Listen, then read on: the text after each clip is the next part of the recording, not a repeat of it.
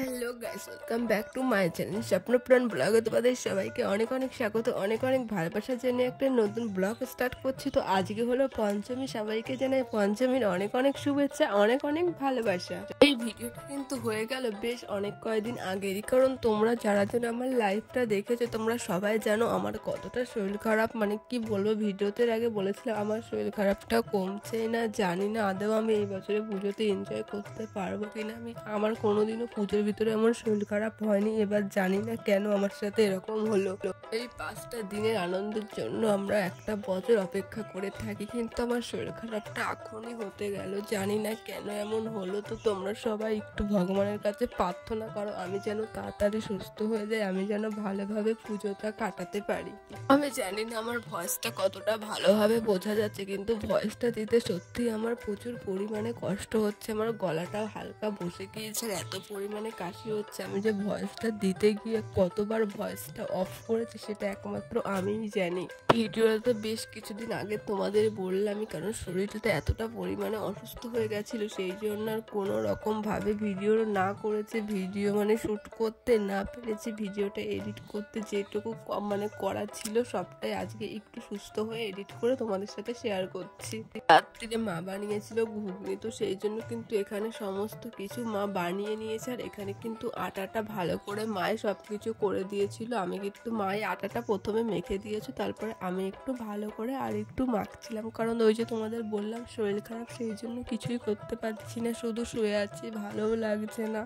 আমি যে একটানা তোমাদের সাথে ভয়েস নেম সেটা দিতে পারছি না, কেন বলো তো, ওই যে বললাম মানে কাশি হচ্ছে, তো সেই জন্য ভয়েসটা দিতে গিয়ে বারবার ভয়েসটা অফ করতে হচ্ছে।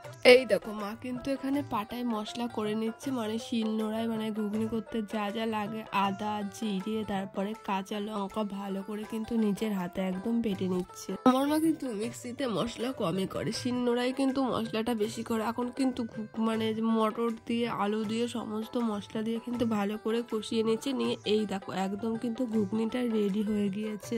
এটা কিন্তু একদমই অরিজিনাল, কোনো ফিল্টারের কালার না, সত্যি কালারটা অনেক সুন্দর এসেছিল, আর খেতেও তো অনেকটা সুন্দর হয়েছিল। এদিকে মা আমাকে দিয়েও দিয়েছে। এই দেখো মা কিন্তু আমাকে দিয়ে দিয়েছে ঘুগনি, একদম গরম গরম ধোয়া ওটা ঘুগনি। তো চলো এবার টেস্ট করব কেমন হয়েছে।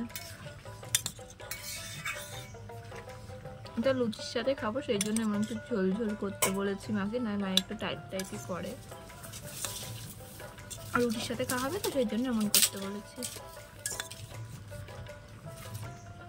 এই দেখো লুচিগুলো কিন্তু সুন্দর করে মায়ে আজকে বেলে নিয়েছে, আমি কিছুই করছি না, যেহেতু আমার শরীর খারাপ, তো যেটুকু পারছিলাম একটু আধটু করে ফুটেজটা নিচ্ছিলাম। আর এই দেখো ঘুগনি লুচি সমস্ত কিন্তু ভাজা কমপ্লিট, একদম ধোয়া উঠছে, খেতে কিন্তু অনেক টেস্টি হয়েছিল, সত্যি আমার তো ভীষণ ভালোই লাগছিল।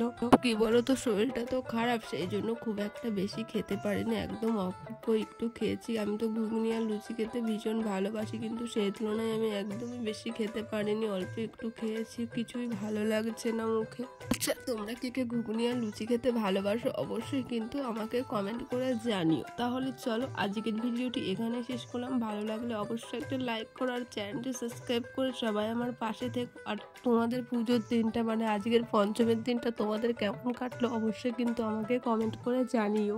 যদি ভিডিওটাকে ফেসবুক থেকে দেখে থাকো অবশ্যই পেজটি ফলো করে দিও। তাহলে চলো আবার কাল সকাল থেকে দেখা হচ্ছে।